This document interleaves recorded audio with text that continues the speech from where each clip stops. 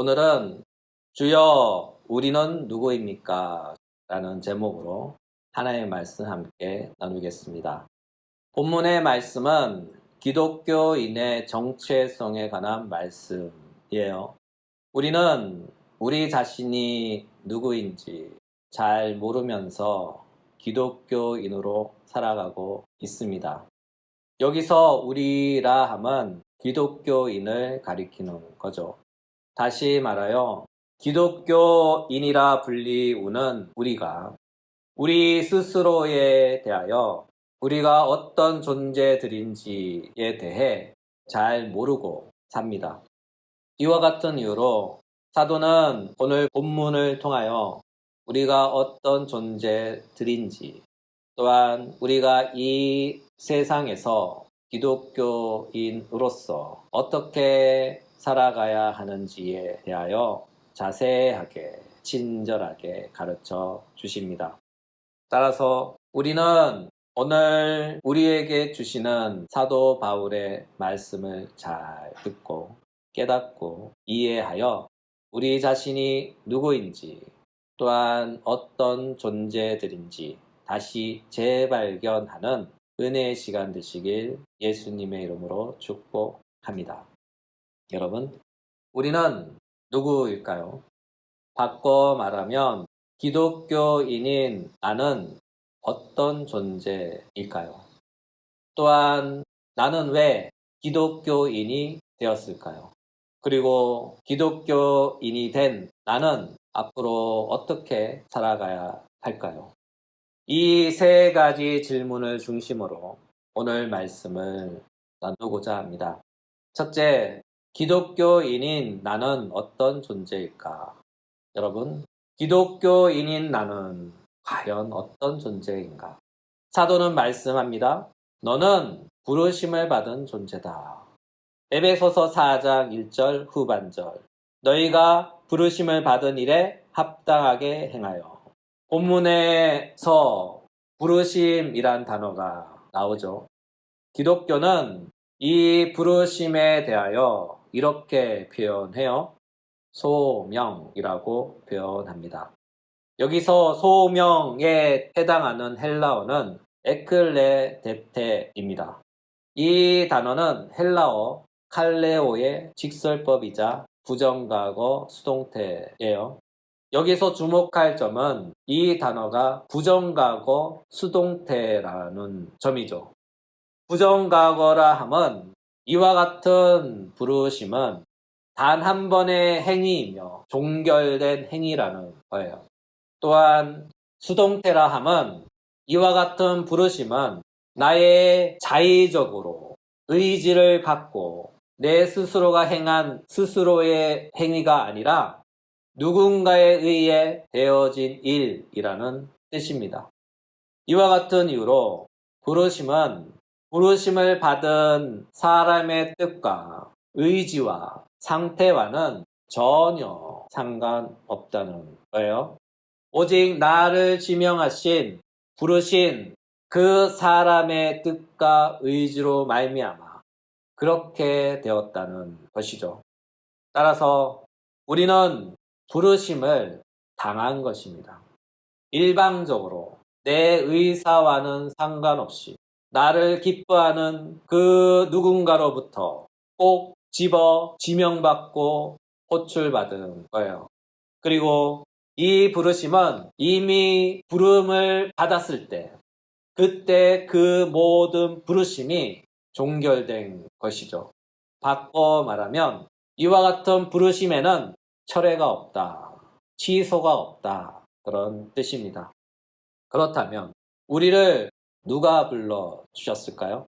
당연히 하나님께서 불러주셨죠. 이사야서 43장 1절부터 3절. 야곱아, 너를 창조하신 여호와께서 지금 말씀하시느니라. 이스라엘아, 너를 지으신 이가 말씀하시느니라. 너는 두려워하지 말라. 내가 너를 구속하였고 내가 너를 지명하여 불렀나니 너는 내 것이라. 내가 물 가운데로 지날 때에 내가 너와 함께할 것이라. 강을 건널 때에 물이 너를 침몰하지 못할 것이며 내가 불 가운데로 지날 때에 타지도 아니할 것이요 불꽃이 너를 사르지도 못하리니 대저 나는 여호와 내 하나님이요 이스라엘의 거룩하니요 내 구원자임이라. 나의 부르심 곧 우리의 부르심은 전능하신 하나님께서 직접 불러주신 거예요. 따라서 나의 부르심은 내 뜻과 의지의 결과물이 아닌 것이죠. 나의 부르심은 이 세상을 창조하신 하나님께서 나를 보셨고 나를 아셨고 나를 부르신 거예요. 그리고 그분께서 친히 당신의 거룩한 손으로 우리를 찾으셨고 붙잡으셨고 이끄셔서 마침내 그리스도인이 되게 하신 것이죠. 이것은 나의 선택이 아닌 그분의 선택입니다. 이것은 나의 뜻이 아닌 그분의 뜻입니다. 이것은 나의 지원이 아닌 그분의 부르심입니다. 기독교는 그분의 부르심을 이렇게 표현해요. 소명입니다. 바로 하나님의 거룩한 소명이에요. 그러므로 기독교인인 나는 하나님의 거룩한 소명을 받은 사람입니다.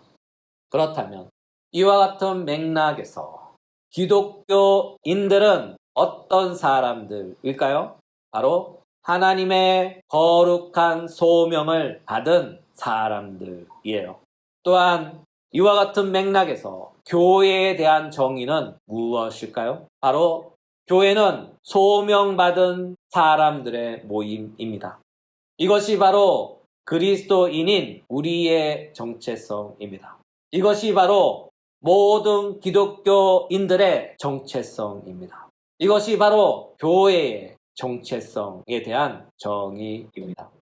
사도 베드로의 말씀입니다. 베드로전서 2장 9절. 너희는 택하신 족속이요 왕 같은 제사장들이요 거룩한 나라요 그의 소유가 된 백성이니 이는 너희를 어두운 데서 불러내어 그의 기이한 빛에 들어가게 하시니에 아름다운 덕을 선포하게 하려 하심이라.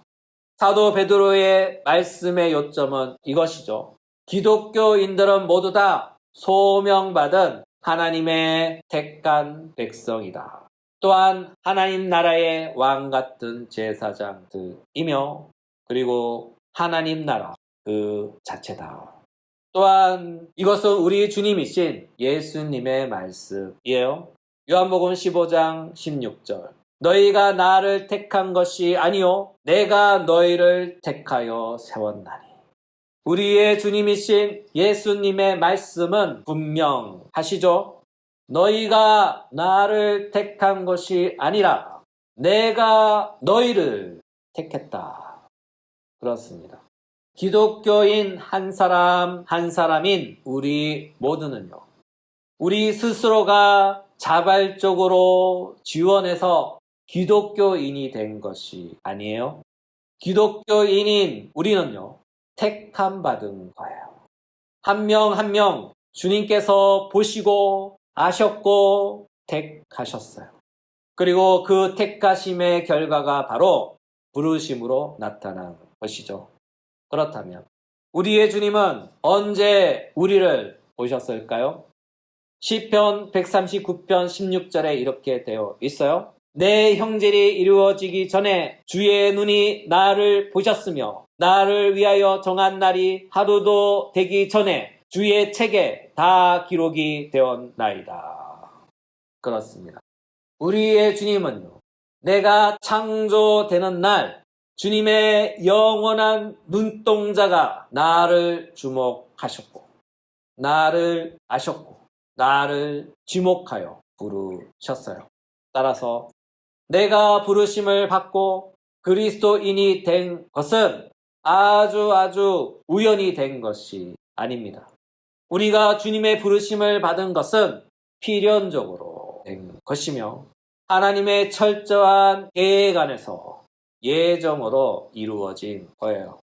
그러므로 우리가 하나님에 대하여 주여 나는 누구입니까? 라고 물을 때 이에 대한 우리 주님의 대답은 이것입니다.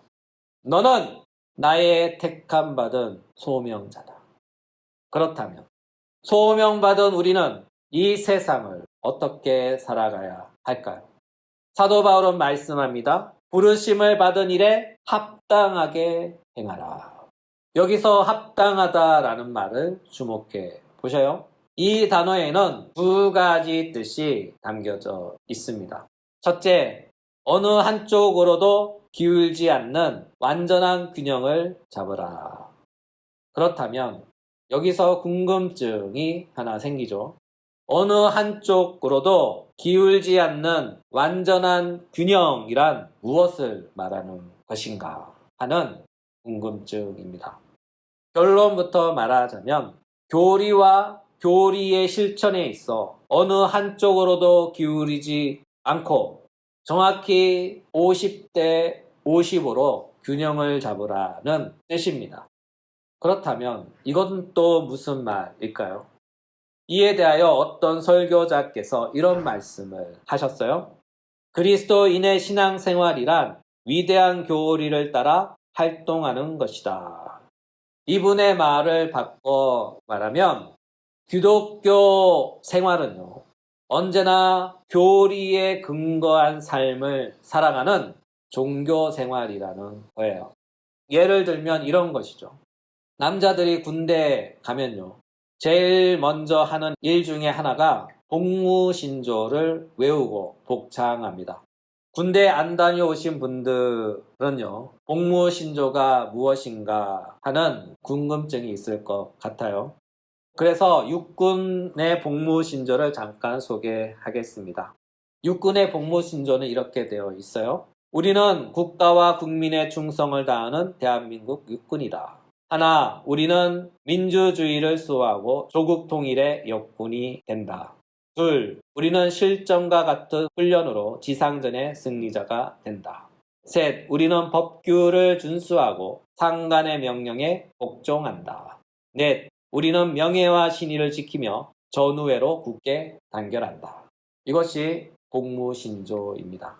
찾아보니까 해병대 복무신조도 있고 다 있습니다. 하여튼 비슷비슷해요. 이처럼 군인은요, 이와 같은 신조로서 국가에 대한 충성 맹세를 해요. 이것은 군인의 정체성과 군인으로서 국가에 대한 충성의 근거가 됩니다. 이와 같은 신조가 기독교 안에도 있어요. 그것이 무엇일까요? 바로 사도신경입니다. 여기서 신경이란 말은 내가 믿는다 하는 뜻으로 라틴어 크레도에서 나온 말이에요. 사도신경은 기독교 신앙의 핵심 교리를 요약한 신앙 고백문이죠. 이것을 사도들이 가르쳐준 교리 또는 사도들이 가르쳐준 믿음의 신조라는 의미에서 사도신경이라고 부릅니다. 쉽게 말해서 복무신조와 같은 개념이다라고 생각하시면 됩니다. 따라서 기독교인의 신앙생활은 군대의 복무신조 같은 사도신조에 근거하여 생활하는 거예요. 그러므로 이렇게도 표현할 수 있어요. 신조가 신앙을 만든다. 또한 이것을 다른 말로 바꾸어 표현하면 이론과 적용이라고 할 수 있죠. 우리는 교리인 이론을 배우고 그 이론을 생활에 적용합니다. 따라서 사도의 요점은 이것입니다. 교리 50%, 실천 50%의 완전한 균형을 이루라. 또는 이론 50%, 적용 50%의 완벽한 균형을 이루라. 이 얘기를 들으면 어떤 분들은 이런 말씀을 하셔요. 에이, 조직신학인 교리가 뭐가 그리 중요해? 성경적인 삶을 살아내는 것이 더 중요하지 않겠어? 바꿔 말하면 이론이 뭐가 중요해? 삶이 중요하지. 실천이 중요하지. 라고 말합니다. 여러분, 그것은 합당한 말씀이 아닙니다. 그것은 균형이 깨진 말씀이에요. 사도는 말씀합니다. 부르심을 받은 일에 합당하게 행하라. 또 이와 반대되시는 분들이 계셔요. 실천도 중요하지만 교리가 더 중요해. 먼저 알아야 실천할 것 아니야? 그래서 먼저 배워야 해. 라고 말씀하는 분들도 계셔요. 네, 그분들의 말씀도 합당한 말씀이 아닙니다. 왜냐하면 그분들도 균형이 깨진 말씀이기 때문이죠. 그러므로 부르심인 소명에 합당한 행위는 조직신학인 교리 곧 이론과 실천신학인 교리의 적용의 완전한 균형입니다. 이것을 쉽게 표현하면 언행일치죠. 아는 것과 행하는 것이 같아야 합니다. 또한 합당하다의 두 번째 뜻은 이것이죠. 어울리게 맞추다. 다시 말하여 부르심을 받은 소명에 어울리게 소명자답게 행동하라는 거예요. 가령 이런 것입니다. 목사는 목사답게 행동하라. 장로는 장로답게 행동하라. 성도는 성도답게 행동하라. 교회는 교회답게 행동하라. 이것이 바로 합당하게 행하는 거예요. 이것이 바로 어울리게 깔맞추다는 뜻입니다. 또한 이렇게도 표현할 수 있어요. 교리는 생활의복이며 실천은 생활의복의 액세서리입니다. 여러분, 액세서리가 뭐죠? 몸을 치장하는 장식품을 가리키는 말이잖아요. 이와 같은 맥락에서 액세서리의 역할은 교리를 돋보이게 하고 교리를 아름답게 만드는 것이 그 목적이에요. 사람들이 볼 때, 갖고 싶다 하는 그 소유 욕구를 자극하는 거예요. 사도는 말씀합니다. 디도서 2장 10절. 모든 참된 신실성을 나타내게 하라. 이는 범사에 우리 구주 하나님의 교훈을 빛나게 하려 함이라. 여기서 사도는 실천에 대하여 무엇이라고 말씀합니까? 하나님의 교훈을 빛나게 하는 것이다. 그렇습니다. 교리를 실천하는 것은요, 교리를 빛나게 하려는 것이 그 목적이에요. 이쯤 되면 머릿속에 물음표가 생기죠. 그렇다면 교리의 목적은 뭐냐? 네, 아주 중요한 물음표입니다. 여러분, 교리의 목적은 무엇일까요? 교리의 목적은 바로 성화입니다. 성화 많이 들어보셨죠? 그렇다면 또 성화는 무엇이냐라고 물어볼 수 있겠네요. 네, 성화란 거룩한 삶, 거룩한 생활입니다. 하나님은 말씀하셨어요. 내가 거룩하니 너희도 거룩하라. 하나님의 이 말씀은요, 겉면의 말씀이 아니에요. 하나님의 이 말씀은 명령입니다. 지시입니다. 바꿔 말하면 우리가 기독교인으로서 거룩하게 살아야 하는 까닭은 하나님께서 거룩한 삶을 명령하셨고 그것을 요구하시기 때문이에요. 그렇다면 우리는 무엇으로 하나님께서 명령하신 거룩한 삶을 살아갈 수 있을까요? 정답은 하나님의 말씀으로입니다. 요한복음 17장 17절. 그들을 진리로 거룩하게 하옵소서. 아버지의 말씀은 진리이니이다. 또한 사도도 말씀합니다. 디모데전서 4장 5절. 하나님의 말씀과 기도로 거룩하여 짐이라. 따라서 성화의 요점은 이것입니다. 성화는 말씀으로 이루어진다. 성화는 말씀으로 이루어진다. 오늘의 본문의 결을 따라 진술하면 이렇습니다. 성화는 교리로 된다. 성화는 교리로 이루어진다. 바꿔 말하면 교리의 목적은 성화를 이루는 것입니다. 이것이 부르심의 사명, 곧 소명자의 사명이에요. 바로 성화를 이루어가는 삶이죠. 이것이 바로 사도가 말한 부르심을 받은 일에 합당하게 행하는 것입니다. 오늘의 말씀을 마무리합니다. 기독교인인 우리 모두는요, 근본적으로 부르심을 받은 사람들이에요. 달리 표현하면 기독교인은 모두 다 소명받은 사람들이다.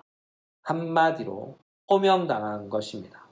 차출당한 것입니다. 무엇을 위해서요? 성화를 위해서입니다.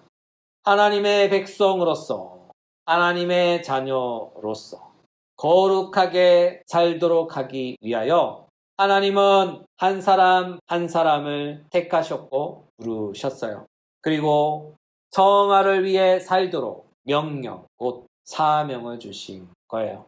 그러므로 그리스도인인 우리는 예수님의 택함을 받고 부르심을 받은 소명자로서, 소명받은 자로서의 합당한 삶을 살아내야 하는 것이죠. 그 합당한 삶을 사도는 이렇게 가르쳐요. 성화를 이루는 삶입니다.